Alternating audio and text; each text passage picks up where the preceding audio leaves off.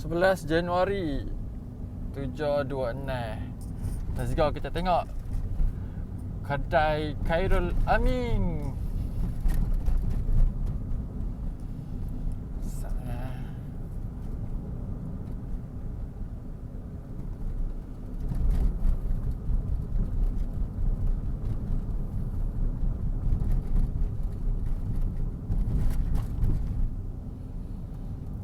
Sikit lagi sampai.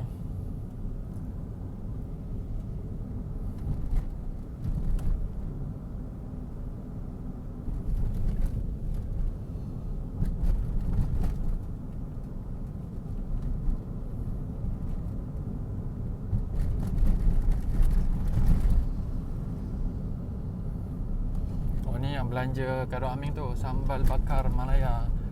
Lepas tu sini Rembayung. Sebelah kanan HKL. Okey, sekian sekadar untuk berita pagi ini. Assalamualaikum. 11 Januari. Okey, ni video pukul 10.32 pagi pula.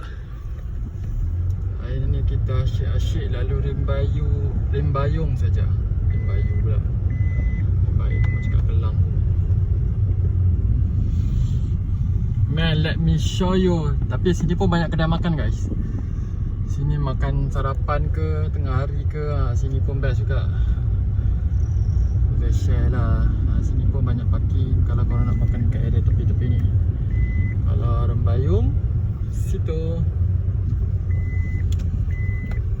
Ni yang hari tu sambal bakar Malaya yang dorang sponsor makan malam staff-staffnya Khairul Amin.